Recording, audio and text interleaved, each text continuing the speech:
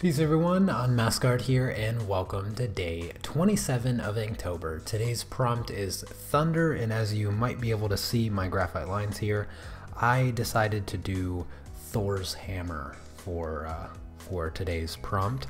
A few of you were talking about Thor yesterday, and I had said that I was going to do Storm. However, I had to do some things today. I didn't quite have the comfortable amount of time that I would have liked to sketch out a cool idea for Storm, so I had to do something a little bit simpler today. You almost can't get more easy than a hammer, but at least it's a cool hammer, and so that's what I'm going to be doing. It's of course crashing into the ground, and I got some of the ground exploding a little bit.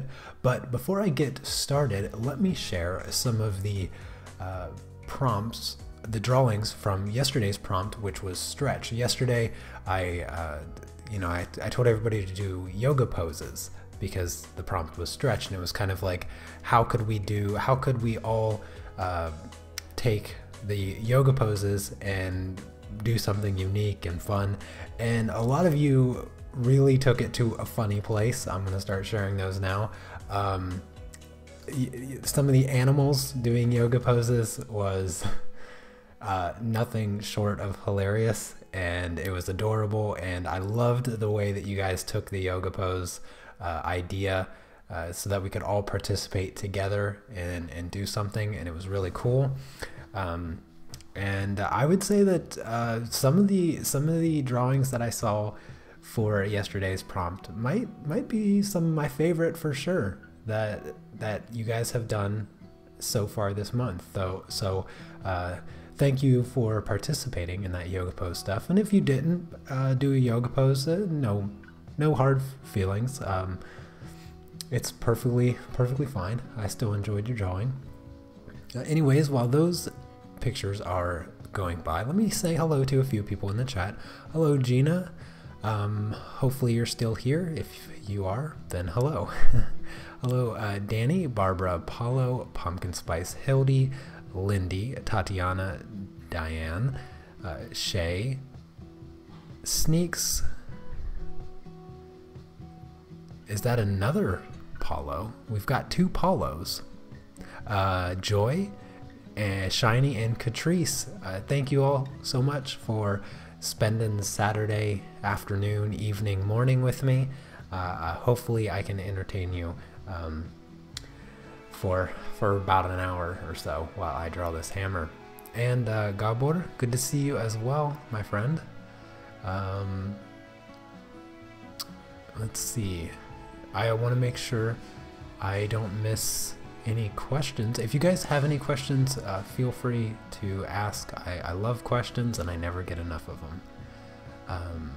Real quick, I want to say, give a little shout out to Diane there, because she's been doing these adorable bunny rabbit drawings for her Inktober, and I love the ink work that you do. It has so much character to it. I really enjoy the style, and it's been fun seeing those drawings come by.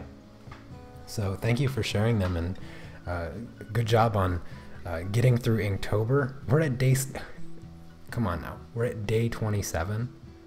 At day 27, like it was like yesterday we were at day 4 or something like that, and I told you that like on day 3 or 5 or something like that, I was like, look, we're gonna get to day 28, 29 or whatnot, and we're gonna be like, oh my goodness, we're already done with Inktober. The entire month is like, it's over.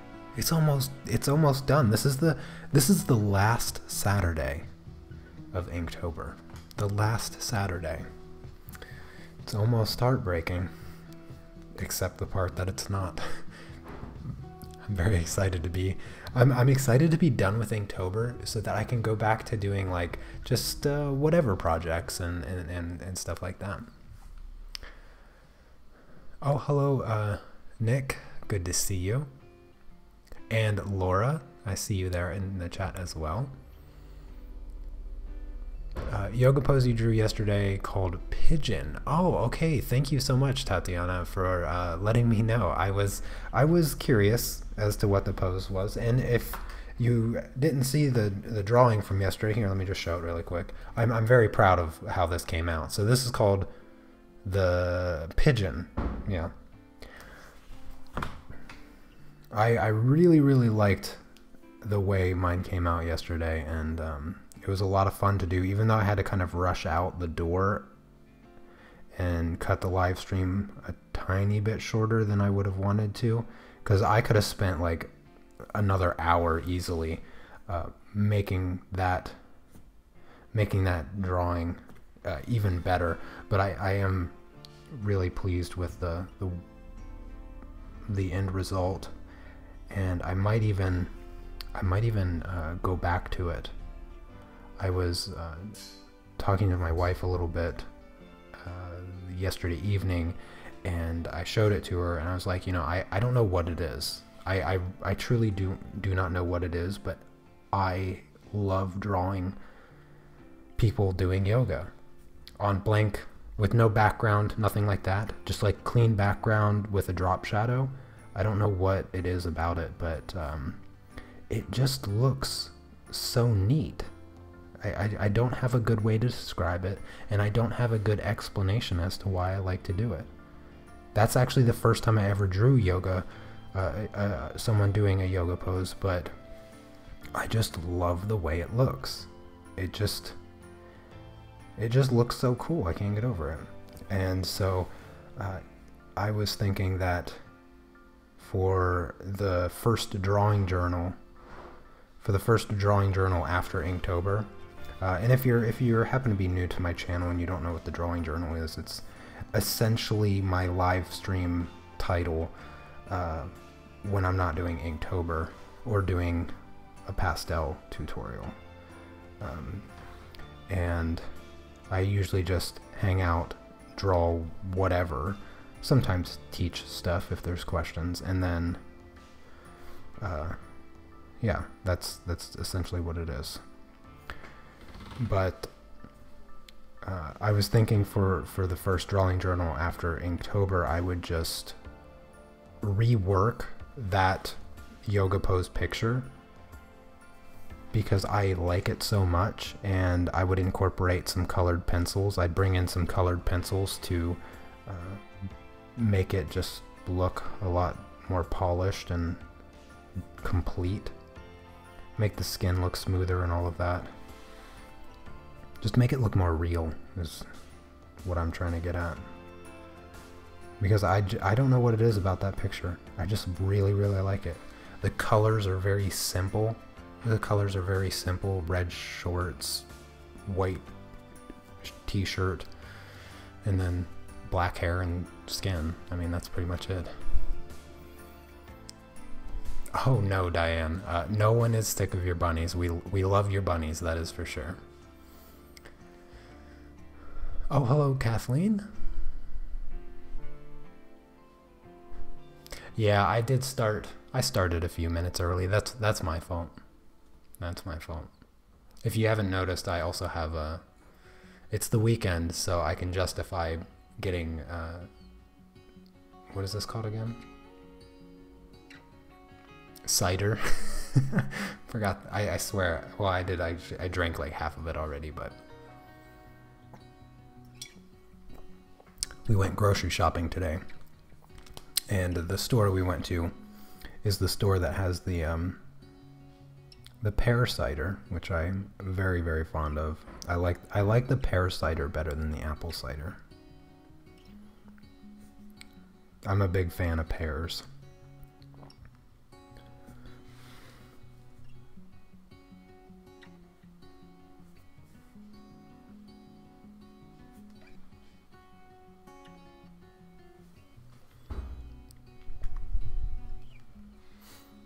How do you draw and talk at the same time? Well, to be honest with you, it's taken a lot of practice for me to draw and talk, but I would say, let's see. I feel like drawing and talking uses two different sides of my brain. I feel like the talking is more of my left side of the brain, whereas the drawing obviously is more of the right side of my brain. Even though I consider the way that I approach art and all of that, I consider it to be very right-brained. But just to clarify, the whole entire concept, now some of you might actually know this, but the entire concept of a person being left-brained or right-brained is actually something that was made up in like the late 1800s to justify why certain people were in power and why certain people weren't in power. And that's why there's in some countries there's like this strange taboo to being left-handed, and it's for the same reason. It's just a bunch of nonsense that's made up. But the whole idea of somebody being like predominantly right-brained, therefore they're like messy and more creative and they're late to everything. And then you have the more left-brained people that are more analytical, they're always on time, they're organized, that kind of thing. That stuff is actually completely made up. None of that has any scientific basis. But to just describe, in order to describe how I approach art, now when it comes to actual, like, the hemispheres of the brain, they do pertain to certain things. Like, for instance, language is a left side of the brain kind of thing, because that's the part that lights up when you're using language, whereas the creative side, or telling lies, lights up the right side. But the truth is that your brain, your whole brain is being used no matter what. It's not like one spot is lighting up, it's just that one side lights up a little bit more. Sorry, I didn't mean to get on a little tangent there. But I just wanted to clarify that before I went on with my explanation on to how I can talk and draw at the same time. The truth is I don't know the answer, but I suppose that it's just because of practice, because I've been live streaming for a couple years now, and I'm coming up on 2 years. In January it will be 2 years exactly. And it just takes practice. I mean, there's certain points in my drawings that I can't really pay attention. I can't really talk all that much because, and it's not just because I run out of things to say. It's just that if I'm focusing a lot on what I'm doing, I'm just using a lot of my attention to complete my task, as opposed to talking or holding down a conversation. Oh, hello, Ko.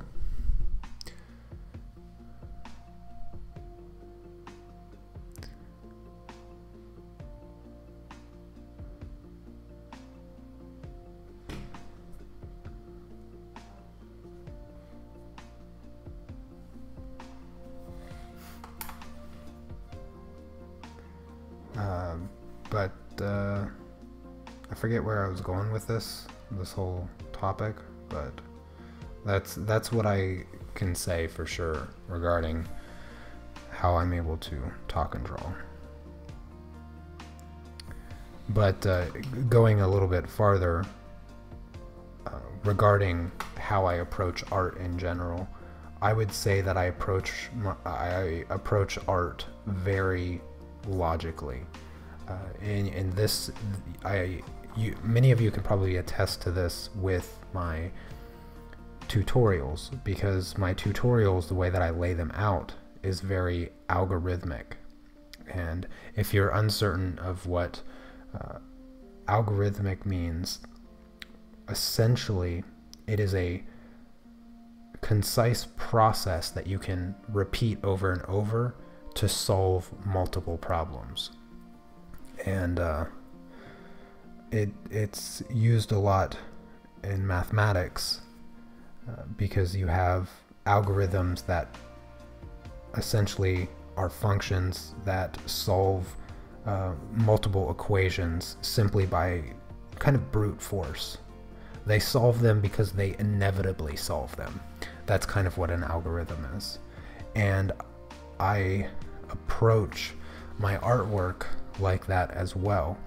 So I break up, when I talk about planning my artwork and my planning process in general when it comes to teaching or my personal projects and all of that, I approach them algorithmically in the sense that I know how to create certain effects with any particular medium, whether it's acrylic paint, oil paint, markers, ink, colored pencils, pastels. It doesn't matter. I understand the process, that kind of the path. It's like knowing the path to completion. Like, how do I finish this landscape? How do I do this? Blah, blah, blah. And of course, there's no one right answer. There's many ways to arrive at a destination. And what I tend to do for myself and also for my students, but it always started out just doing it for myself, was to figure out the easiest way to get to the destination. And so when I approach my projects and approach teaching, I find the easiest route to get to the finish line, and then I express why that is the easiest, or I express the checkpoints, like step 1, step 2, step 3, and then I explain why those checkpoints are relevant to arriving at the final destination.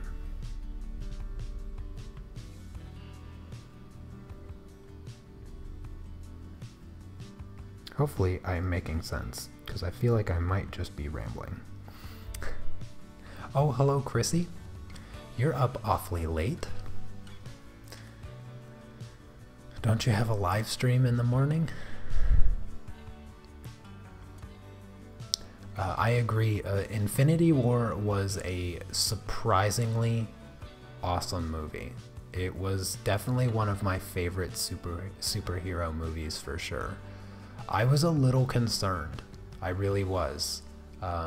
Because they have a lot of characters, a ton of characters, and they were bringing in the Guardians, and I was like, how are they going to mush all these people together? And they did it flawlessly, in my opinion. Infinity War might be the only superhero movie that I could watch more than once in the same week. And it's the only superhero movie that I would willingly go to the movie theater to watch it for a second time. I don't remember ever going to a movie theater to watch any movie for a second time. But Infinity War was definitely worth it. Which saddens me, because I wish that Star Wars would have been worth it. But that movie was garbage. And I've been a Star Wars fan since I was 6 years old. I remember the first time I watched the original trilogy. I watched it with my friend Derek. He had the VHS box set. And we used to watch it all the time. I loved the original. Yeah, the new ones. The Force Awakens wasn't. The Force Awakens wasn't atrociously bad, but they had really, really poor character development in the story, which drove me a little crazy. Because by the end of The Force Awakens, you literally care about nobody.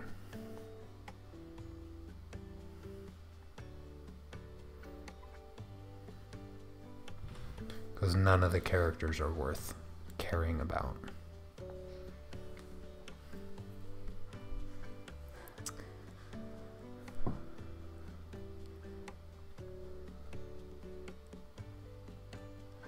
Yep, have a live stream. I don't know. I'm up late, can't sleep. Oh, well, I'm sorry you can't sleep.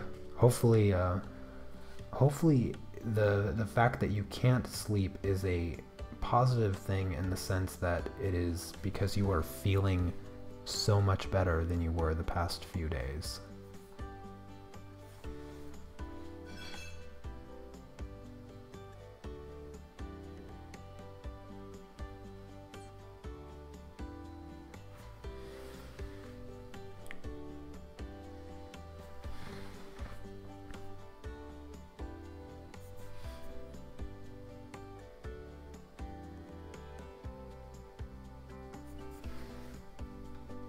I thought that I was actually gonna be a little sick this week, but fortunately my immune system held out.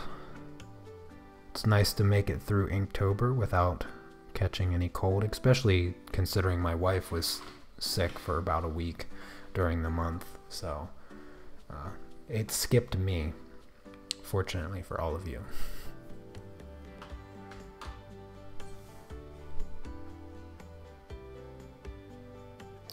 My son was just telling me about someone who owns $20,000 worth of Magic the Gathering cards. Well, actually, to be honest with you, Nick, owning $20,000 worth of Magic cards is extremely easy because there are Magic cards, one card that's worth more than $20,000. So to own $20,000 worth is actually, I would say there's probably a lot of people that own that plus more. For me, I probably actually, I don't have that large of a collection. I have 4 boxes, but only 3 of them are filled up with cards.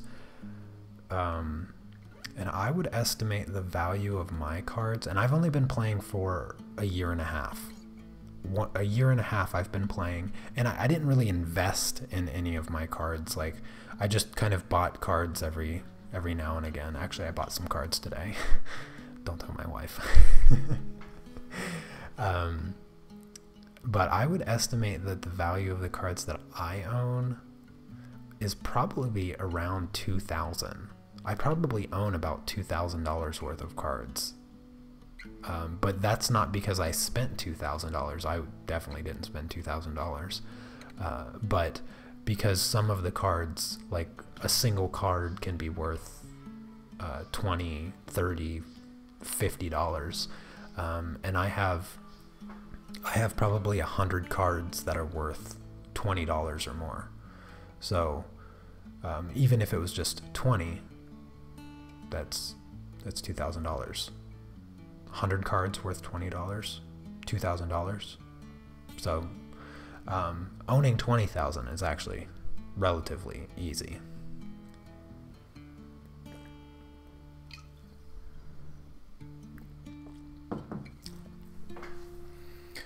All right, my ink here should be dry, so I'm gonna grab my kneaded eraser and pick up the excess graphite.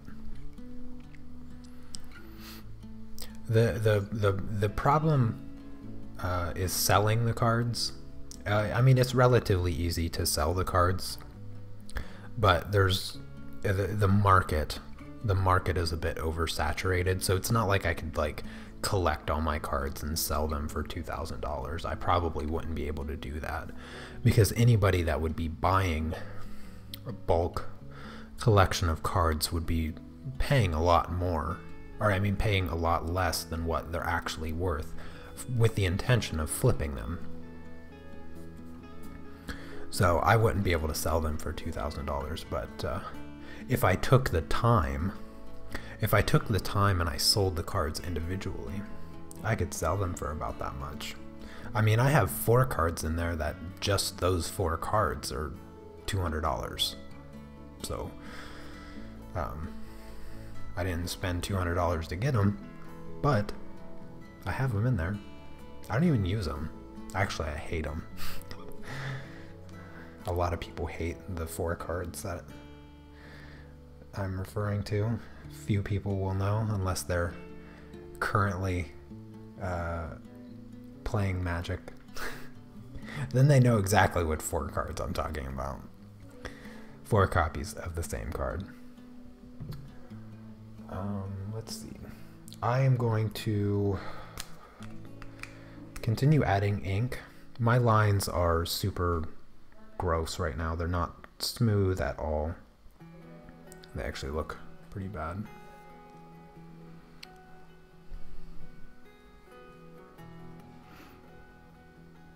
Anybody got any plans for the weekend? Anything fun going on other than hanging out with the family, drawing? I played Magic with my friends yesterday, actually. Now that you guys brought up the topic, not me. Sometimes I feel bad when I bring up the topic of Magic, because I know like there might be like one of you watching right now that even knows what I'm talking about. But yeah, I played last night. It was really nice to get out and to hang out with my friends and play some Magic. Played some chess too. I always take my chessboard to play Magic, because there's a lot of downtime. Sometimes you have to wait for other people, and of course you have to wait for the tournament to start. So I always have my chessboard on hand, and my friend Artur, he likes to play. He likes to play against me. He hasn't beaten me yet, but he still likes to play, and it's fun to play. He makes some good moves sometimes.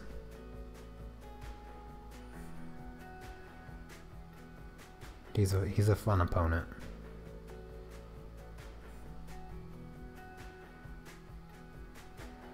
Am I going crazy, or are my lights flickering?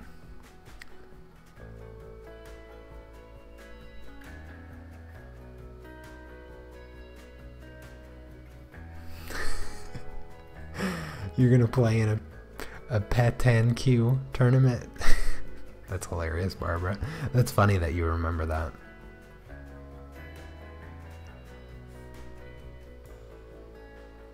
Oh my gosh, light. Stop. This light is flickering. It's making me blink excessively. I think it's this one. Stop. Why are you flickering? There's no reason to flicker. You're brand new. Just bought you.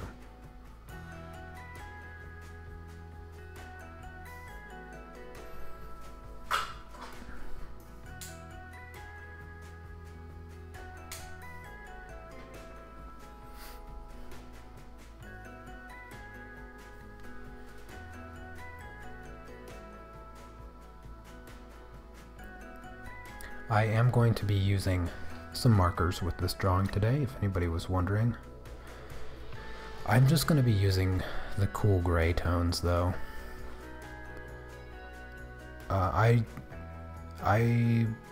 streamed for like an hour and a half yesterday, and I think if I had more time to come up with an idea that I actually wanted to do, this was kind of like my fallback idea, because I ran out of time after getting back from grocery shopping, then today's stream would be longer. But I'm sure everybody wants to probably go do some stuff on their Saturday. So I'm not going to stream for too long. Hopefully that doesn't upset any of you. Pronounced Paytonk. You are hilarious. Okay, if you're gonna talk about Magic, can you explain the game? I can do like a very brief explanation. So Magic is a card game that you play with trading cards that you buy, and there's different formats. Like you can have just you and one other opponent, and I've played with 5 other people. It was everyone for themselves, and you just fight each other. The cards, and the most basic form of playing is just you and one other opponent. You each start with 20 health points, and the object is to take your opponent down to 0. And there's a million different ways to do it. There's also ways to win without. There's cards in the game that have certain rules that say you win the game. It doesn't play anything like Pokemon, but Pokemon is a trading card game, and Magic is also a trading card game. But Pokemon, you do take your opponent's health points down, if I'm not mistaken. I'm pretty sure, something like that.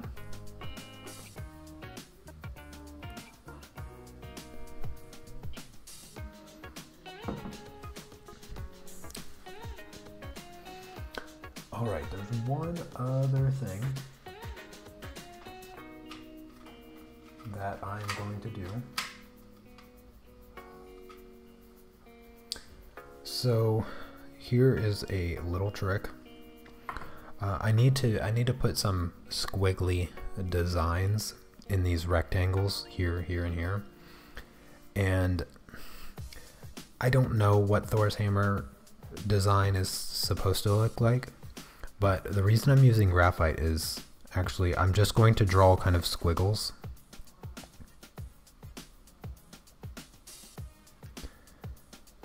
Kind of like this.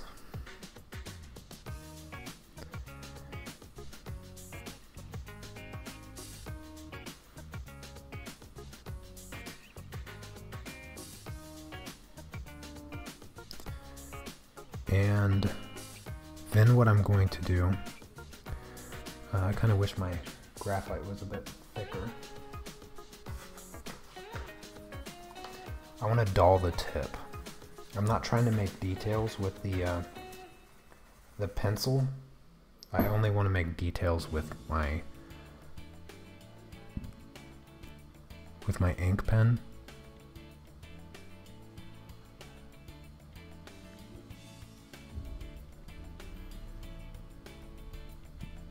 So I actually prefer the graphite to be a bit thicker. Yeah, I think that works. That's good enough for me.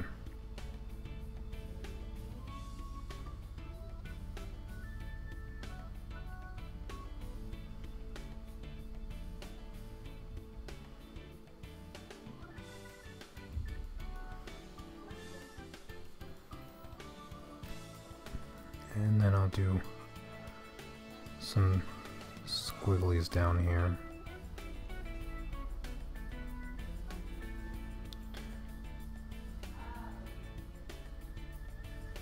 I think my wife is out in the kitchen talking to her mom on the phone, and by talking on the phone I mean screaming on the phone, because my mom, or my mother-in-law and my wife, when they talk so loud. makes me laugh, because it makes me think that they're screaming at each other, but they're just having a conversation. And one thing that stands out, and I'm sure other languages are like this, but one of the things that stands out with Polish and native speakers is that they never wait for the other person to stop talking before they start talking. They always talk over one another. And I can't follow it. I can't follow it. It makes me, it makes it so hard to follow a conversation, because in particular, I have a lot of experience listening to my wife and my mother-in-law talk. And sometimes it seems like one of them is in the middle of a sentence, like almost in the beginning of a sentence, when the other one starts talking, and they are both talking at the same time, and I don't understand how they can follow it. It drives me crazy, because I'm so far beyond being able to understand Polish at 100% anyway, and it baffles me. It baffles me how they can do it. Okay, so back to this idea here. So what I'm using, I just wanted to point that out real quick. I'm glad you like the music, Chrissy. Where do I find reference photos mostly? The two places that I really like to use reference photos from is Pixabay and Unsplash. Those are free.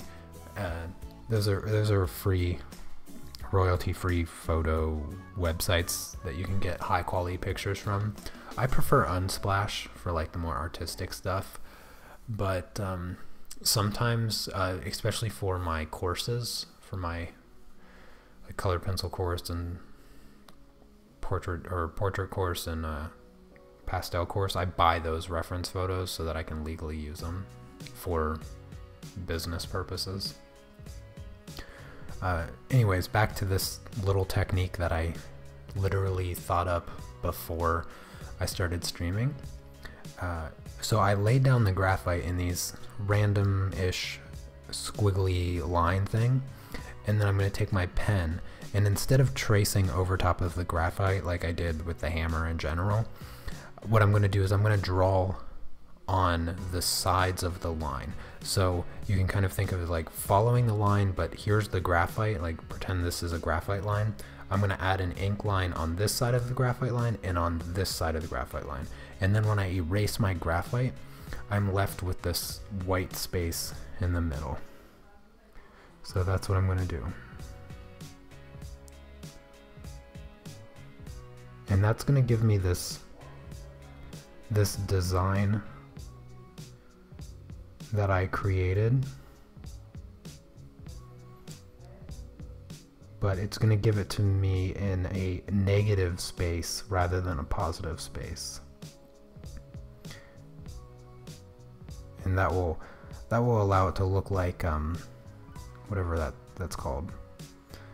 I don't know what it's called. Engraved. It's gonna make it look like it's engraved.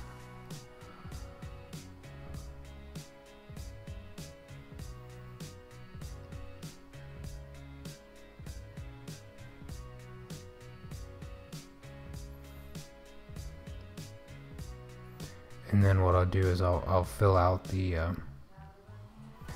empty space that I leave behind.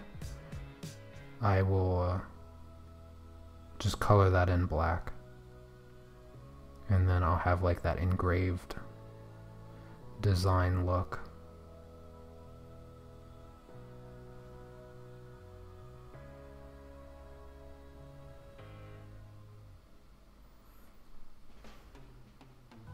At least that's what I'm hoping.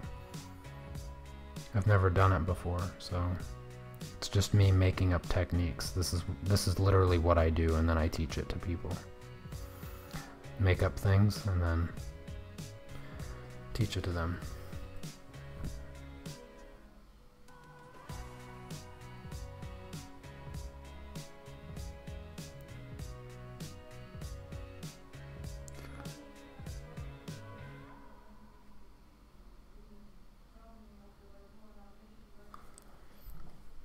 I think I should go to sleep now. It's 2:30. Hope to catch your next live stream. Well, yeah, I agree. You should probably go to sleep, get some rest for your live stream that I unfortunately won't be able to see. But yeah, I hope that you have fun, you and Wendy. And for anybody else that you know, might be on a different time zone, make sure you head over to Xris Art in the chat there. Head over to her channel, and she'll be live streaming with Wendy from Artista 365, and later in like 7-ish, 8, like 7 or 8 hours, something like that. So if you're in the US, you'll have better chance of seeing it. And they're great people, for sure, if you don't already know. And I'm sure it will be a fun and enjoyable live stream.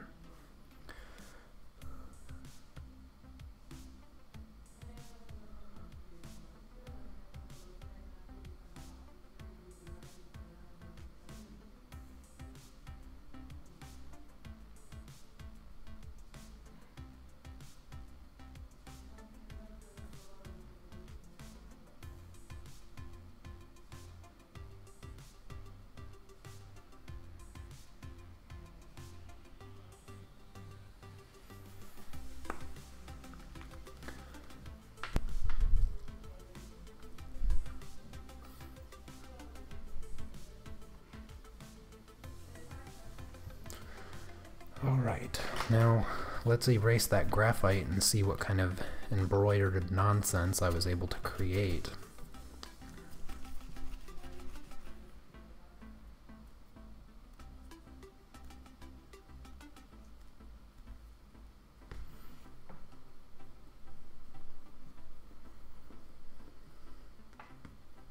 Oh yeah, that came out pretty good.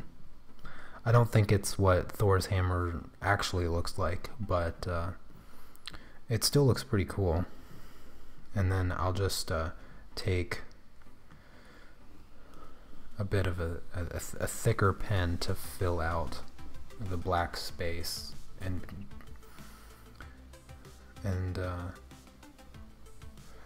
that will do it. And I'll grab the markers and finish it off.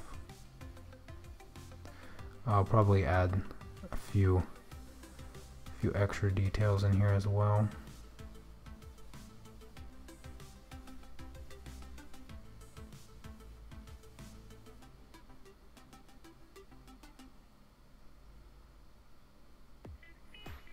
But relatively simple.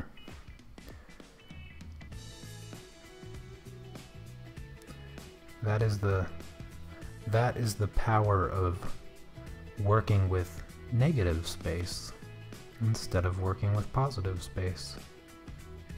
Knowing the difference is a very basic concept in art. Positive space is the subject itself. Negative space is often referred to as just the background. And so that's what I kind of treated the black space here is the negative space, and instead of focusing on trying to draw the positive space, I instead ignored it and drew around it with the pen, and that's what lets me get this engraved kind of look to my Thor hammer. It would be a lot easier to do larger scale. This hammer is relatively small, but the bigger you work, the easier it is to get things to look correct. And I was not going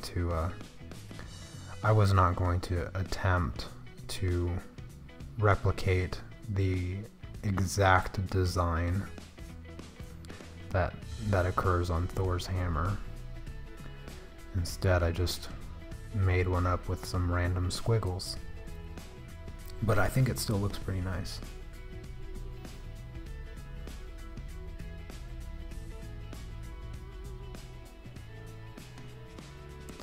relatively simple trick. Now go forth and use it. And like I said, I came up with this idea right before I started streaming, because I was looking at the reference photo that I have of Thor's hammer so that I know what it looks like. I didn't do this from memory.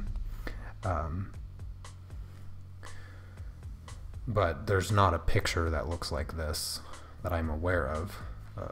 I just used a reference of the hammer itself to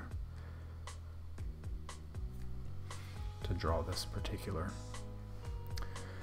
image here.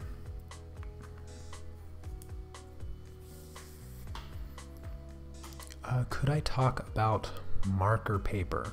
Cardstock versus thin marker paper. I can only blend well on marker paper if it completely saturated with ink.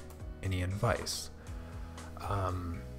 Okay, so I've never used that thin, kind of waxy, smeary type of marker paper because I cannot stand it. That paper is, they might call that marker paper. I call it garbage. The best paper that I have used with markers is the Strathmore Bristol plate paper.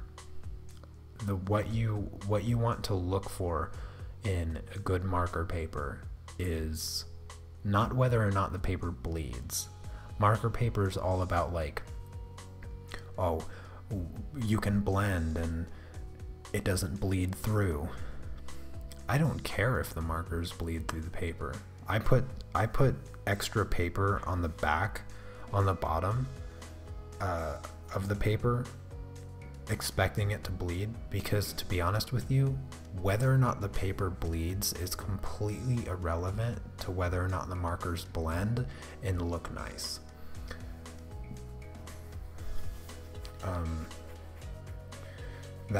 That is my best advice. The paper here that I'm using, that's in this Stillman and Burns sketchbook, is multimedia paper, and it's very, very smooth, super smooth, and that's what you want to look for in your paper for markers.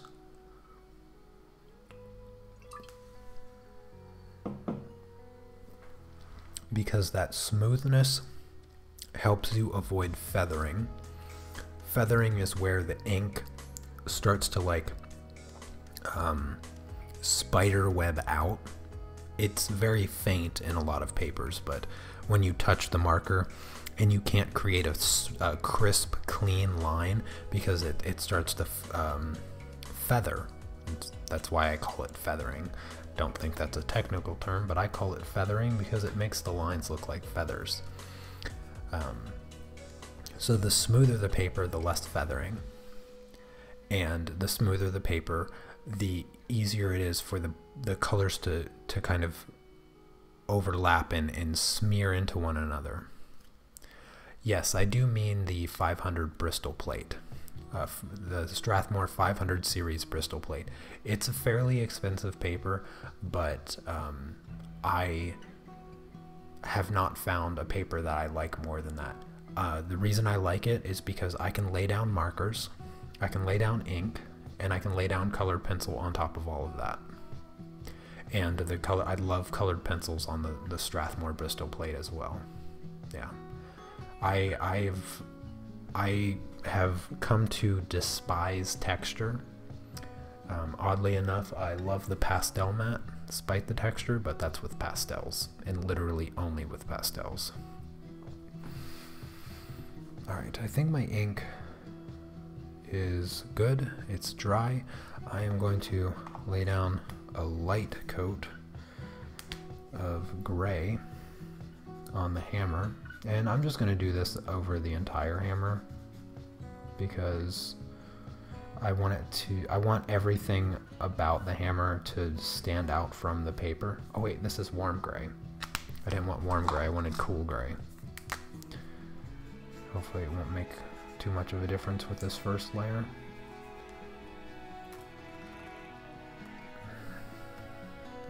I need to move my light. It was too much shadow from my hand. I couldn't see it as well. But that would be my best advice when it comes to paper choice with the markers. But I have to add one small caveat to that advice. Paper choice is and will always be a subjective topic among artists. There is no the best paper, because paper choice is subjective. What one artist considers the best, another artist would not, because it's personal preference. Preference takes precedent over any objective ruling on the subject. What I like to use with colored pencils, some artists do not like to use, and that is perfectly fine. It doesn't mean that I'm right and they are wrong. It just means that they prefer a different surface to work on. I like smooth surfaces because I hate texture. For instance, I only paint on panel. I hate canvas with a passion. It's disgusting to touch, and it's even more disgusting to paint on. But other artists would disagree with me, and they're it's perfectly acceptable to disagree with me on that, because I know many artists like to use canvas, but I despise it. I don't even want to touch it.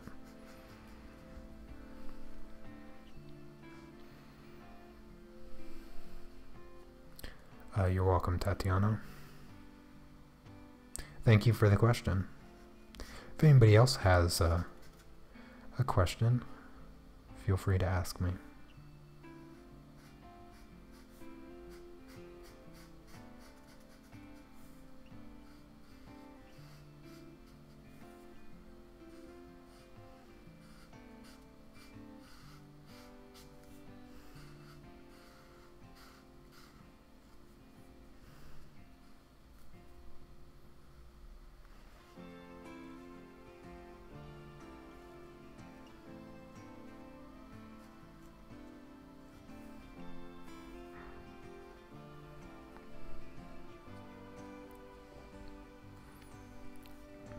See, Shiny likes smooth paper too. The reason I like smooth paper is because I've always enjoyed mixing ink, markers, and colored pencils. And on the soft paper, especially like watercolor paper, you cannot use markers. And ink is garbage on watercolor paper too, because it feathers like crazy. There's no such thing as a straight line on watercolor paper with an ink pen, because it feathers to the extreme. Even like the smoothest hot pressed watercolor paper, it just absorbs too much, and it feathers like crazy, and it drives me nuts. I love the crisp, clean lines of ink. Probably why I enjoy the medium so much. And oh gosh, feathering with markers is just, it's one thing that it actually doesn't matter what paper you're using. Feathering is inevitable when it comes to markers themselves. There's always a subtle feathering, because just the way the ink flows from the markers, it's a bit too runny in comparison to like ink pen. But at least with the smoother paper, you have some control, and the feathering is just, it's very subtle. I mean, most people probably wouldn't even be able to notice it, but I notice it. I like my lines to be so crisp it looks like it was done by a machine.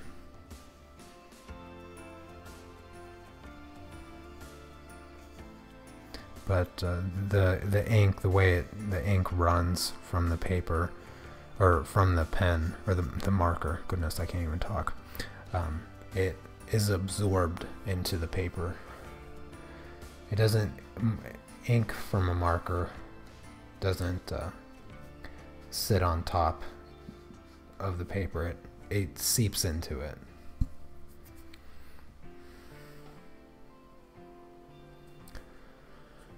What am I going to use? What are you going to use when you oil paint? When I oil paint, I use wood panel. The way that I prepare my wood panels is that I gesso them with acrylic gesso. After I gesso them, I sand them down with like 400 grit sandpaper. You could use 320. You could use 320 as well. I think that's what that's what I used. I do like four layers of gesso, and then I sand them down with 320 or 400 grit sandpaper, and that will get rid of, that sandpaper at that grit will get rid of all of the brush strokes that you get from painting on the gesso, because like I said, I hate texture, and I also hate brush strokes in my paintings.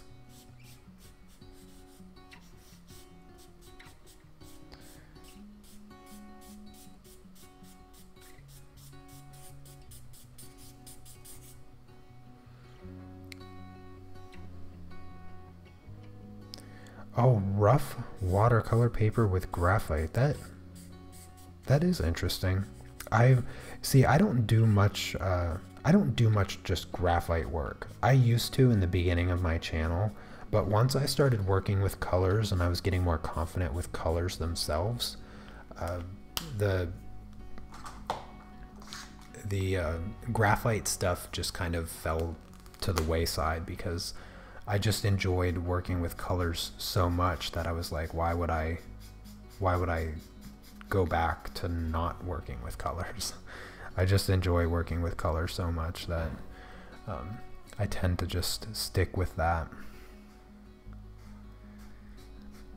But that does seem interesting. I mean, textured surfaces do give you a unique effect.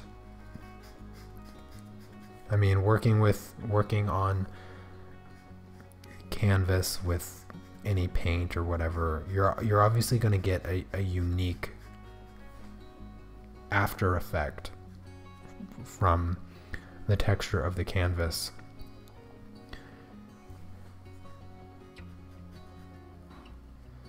So there are like uniqueness to the surfaces you choose to work on, which is just one more example of why there's no such thing as the perfect surface, or like the right surface, or it's exactly why it's personal preference. There's no right or wrong.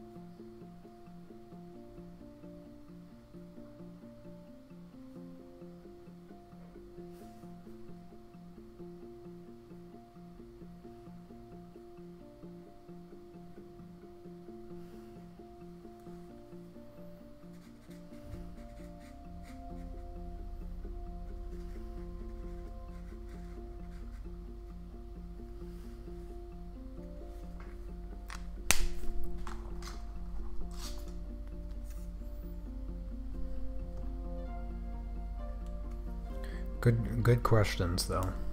Yeah, the paper topic is a really important thing to discuss, because a lot of new artists, they don't take into account paper choice, and that is actually something that I regret a lot about my early stages of an artist, is that I say it time and time again, I was always a budget artist, and I'm always going to be a budget artist. I always try to think of, you know, maybe not buying art supplies in the cases that I don't really need them.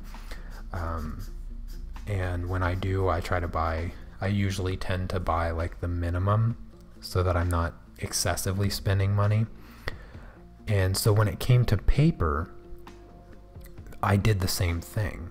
I was like, well, I'm going to use colored pencils. I'm just going to buy whatever, that has a lot of pages. That was kind of like, I'll just buy this sketchbook because it comes with like 60 pages and it's only $10. If your sketchbook comes with 60 pages and it's less than $90, then you're probably not working on the right paper. I say that because I just said 60 pages. A single page. There's no way a paper worth drawing on is less than like $3 per page. I don't know of one, to be honest with you, unless it's just really tiny. Unless it's really small, because paper is expensive for a good reason, because good paper is worth it.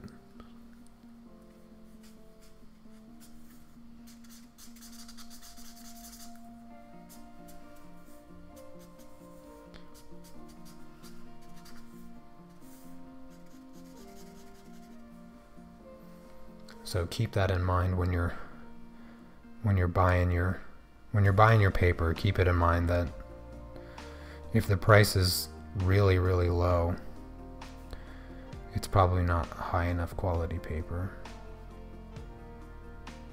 Because I went many years drawing on just garbage paper, like straight up printer computer paper, which is probably the worst possible choice I could have made. I mean, there's a lot of bad choices I could have made with the paper choice, but that one is, yeah, computer printer paper is pretty bad. The head camera, well, my webcam, if it's out of focus, I can't do anything about that. This looks like it's in focus. Yeah, so this one auto focuses because it's just the webcam. I imagine that it probably struggles sometime when I have my face down, but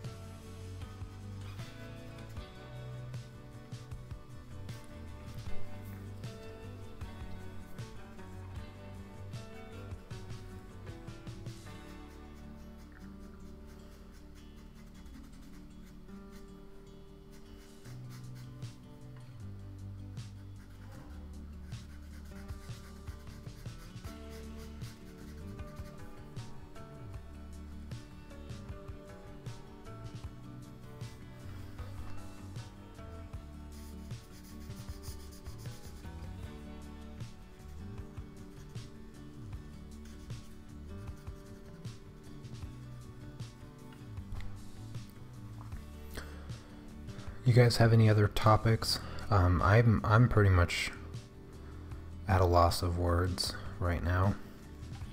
Can't really think of anything.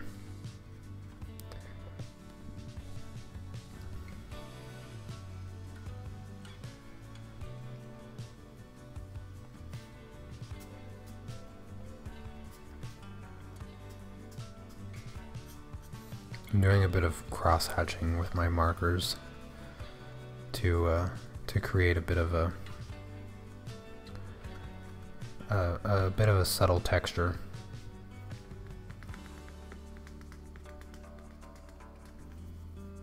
On my hammer here, some scrapes and chips in the stone, or the whatever it's made of. I don't know. Kind of looks like stone, but I know it's some kind of like rare metal probably.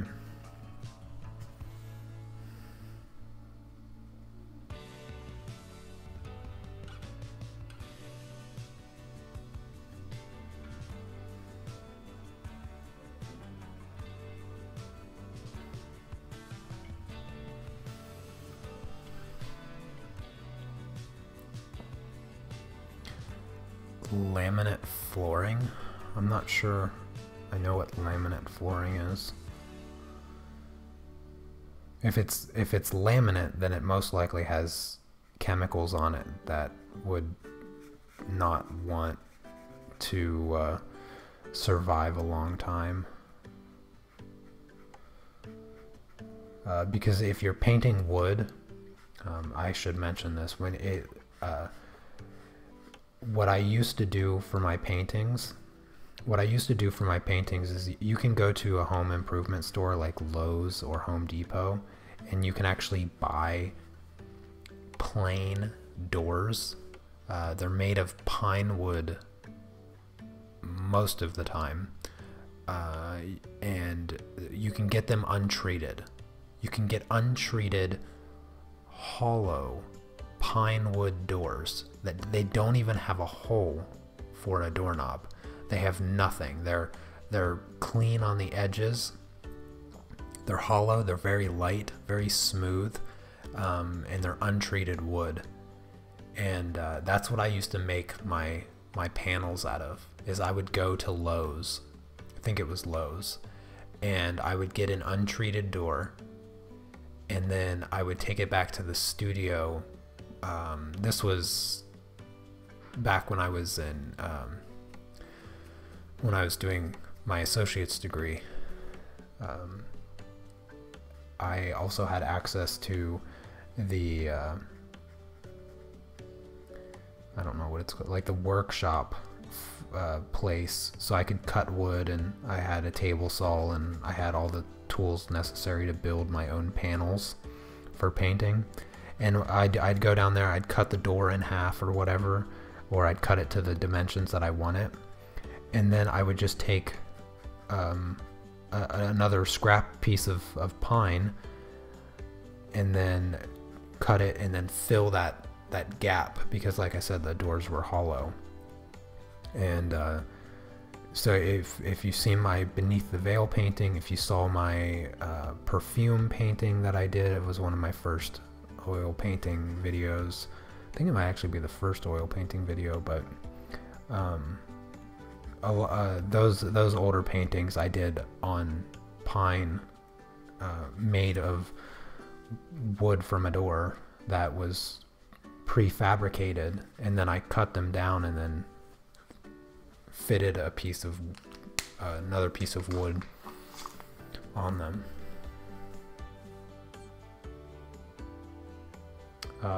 My markers are showing up beige.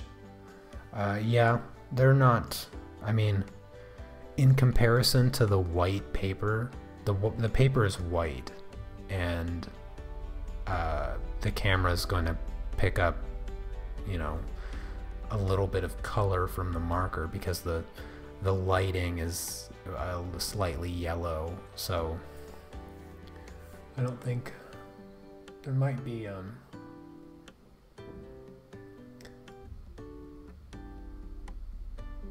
there. I changed it to auto white balance.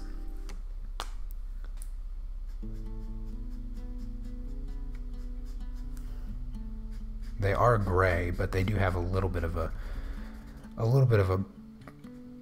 kind of a brownish tint to them.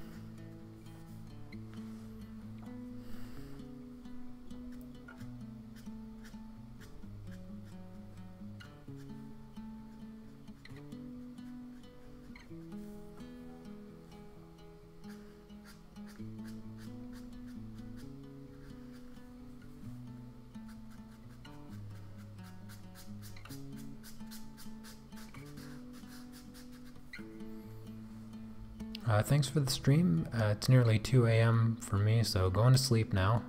See you next time. Okay, Lindy, you have a good night. Thank you so much for coming by and hanging out. Appreciate it.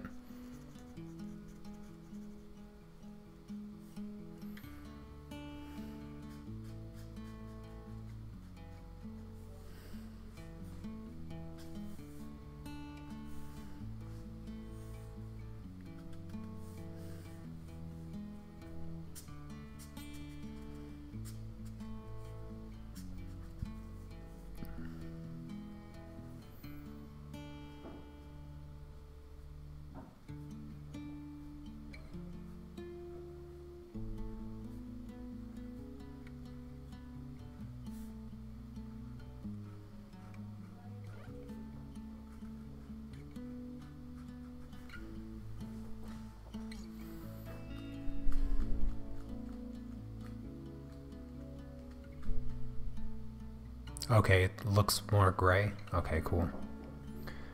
Yeah, the lighting is constantly changing in my room depending on the time of day.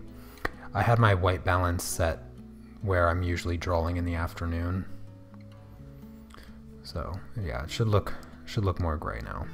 That's good. I can't. It's hard to tell. The little screen.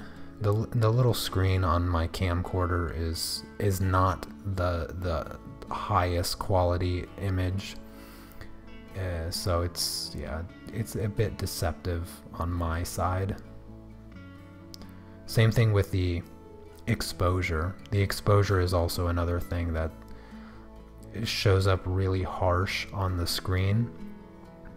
So when I look at the screen on my camcorder, it shows that this image is like totally blown out and completely overexposed. But when I check the recording, because I always check the recording before going live, it's not overexposed. So yeah, I could definitely use some upgrades to my equipment. Hopefully 2019 will be both a productive year and a profitable year. 2018, this year's definitely been the best. It keeps going up for sure. So all good news. And hopefully 2019 will also be a good year. I'll try to put out more courses than I did this year. I didn't get nearly as much done as I wanted to get done, so hopefully I will do better in 2019. Kind of let myself down a little bit, to be honest with you. Was not nearly as productive as I wanted to be. I was still pretty productive, but I'll tell you for sure the beginning of this year was a rough for me. I don't know why. I was just really unproductive and I couldn't focus. I was having a really hard time at the beginning of this year getting any work done. But as time went by, I got more in the mood.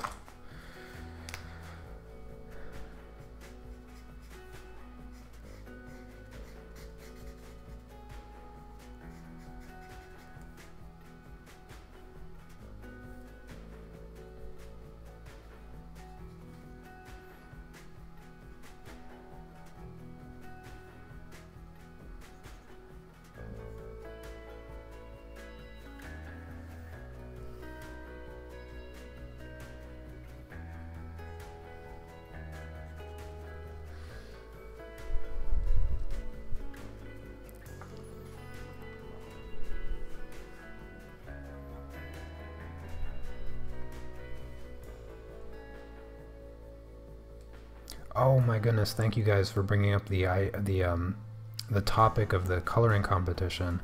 I totally forgot to mention that in today's stream.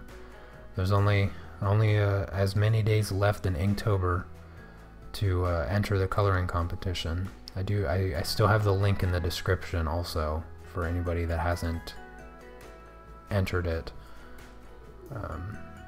That's almost up. I got a couple more entries the past day, so the competition's really heating up.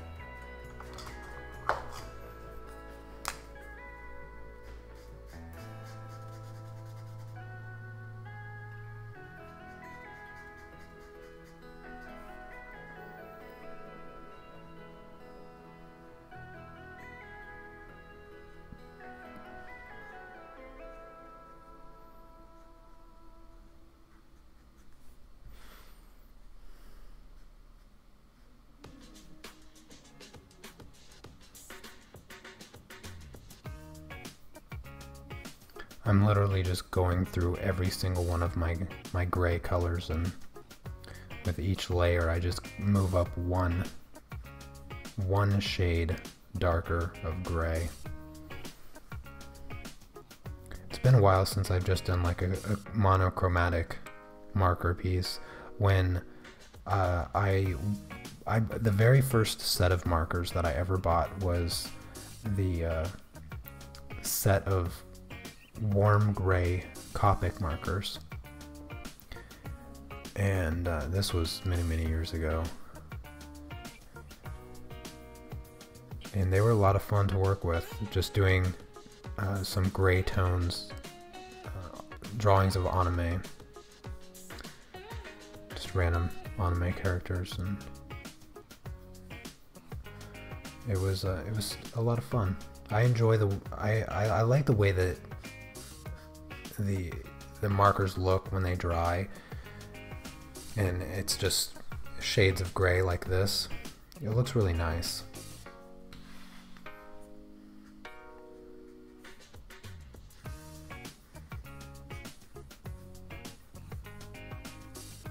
At least I think it looks really nice. I like the way the gray looks.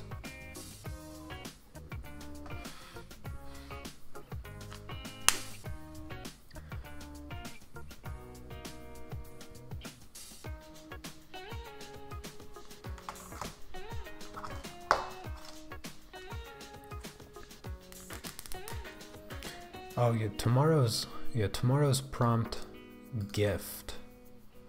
Yeah, tomorrow's prompt gift. What are your guys' idea for that? Here, let me in on your secrets for tomorrow's gift prompt. I actually hadn't put any thought into it, to be honest with you. But I just had a thought, actually.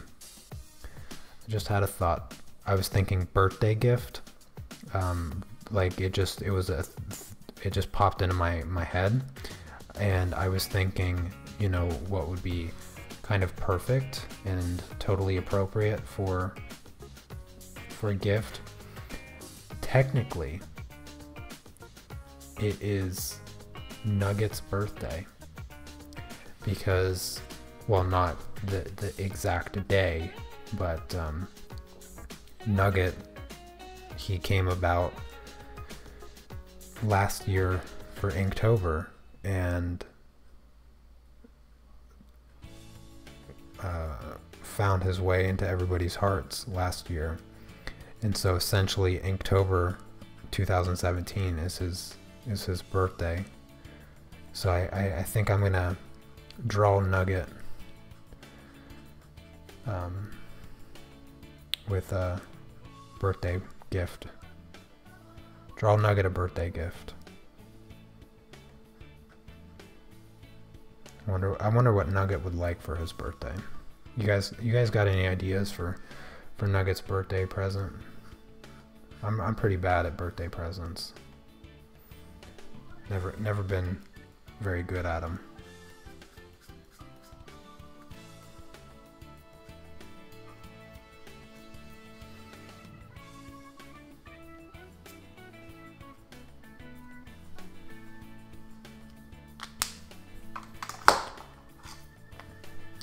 Doing nugget needle with presents.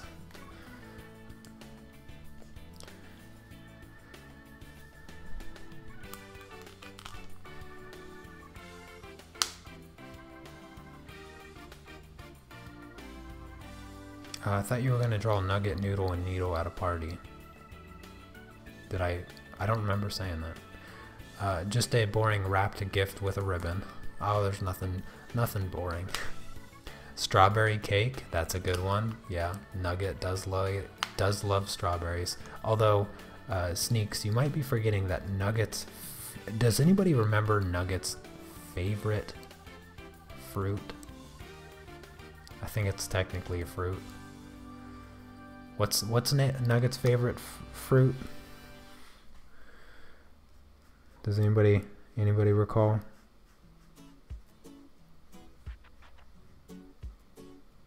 Is one of last year's prompts. If you need a hint.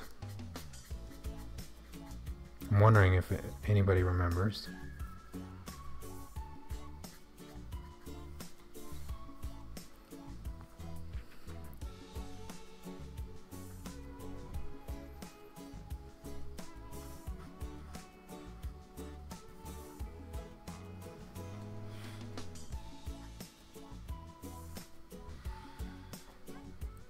Not a strawberry.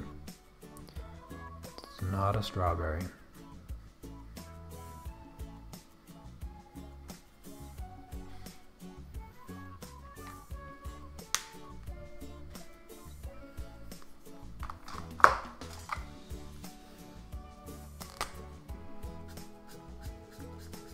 I've only got a few markers left. I've only got 2. And then the hammer is going to be officially done. The hammer will be complete. And then I'm going to go eat food because I'm hungry.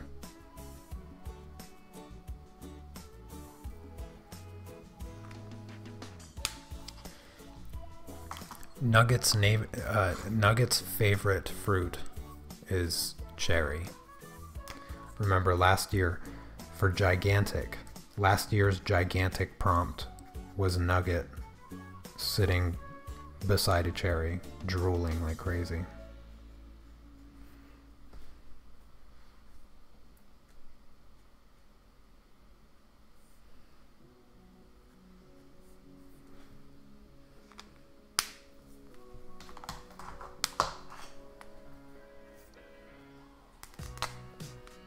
Yep, cherry. This is the last marker right here. I just need to fill in this hole in the ground. And there is my Thor hammer. I'm wondering, even on my computer monitor it looks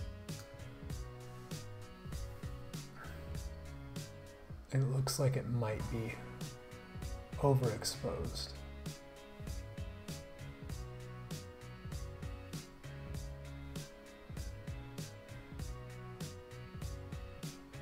There we go. There's my Thor hammer. I felt like the image was just a tad bit overexposed on my camera here. But that's it for today's prompt. That's all I had planned. Like I said, I kind of ran out of time, but black, sweet, or red. He likes his cherries just cherries. Just cherry. Doesn't even matter. He likes the black, sweet, and the red. He even likes them a little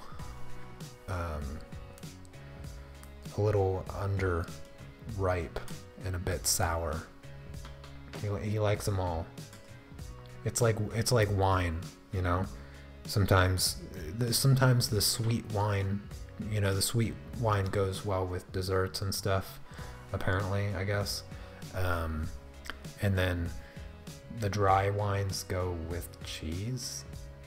I have no idea. Dry wine tastes like charcoal to me, but I never liked dry wine. Anyways, I don't know why I'm getting so sleepy. I felt like I didn't sleep a whole lot. I stayed up until like 2 or something. I don't know. And then I got up like 6 hours later. And yeah, so I don't know. I'm a little sleepy. Did I seem sleepy on the live stream? Hopefully you guys still enjoyed the live stream. I always appreciate you guys coming by, hanging out with me. I always have so much fun, even if it's just drawing a hammer. Anytime I say the word hammer, I think of my upstairs neighbor and his incessant pounding on the floor. Fortunately, we made it through today's stream without him making a ton of noise. I look forward to seeing all of your guys' Inktober pieces for today, so don't forget to share them in the Unmasked Family Facebook group. And that's going to be it. I hope you guys have a fantastic Saturday, awesome weekend, and I will see you all tomorrow. Take care. Peace.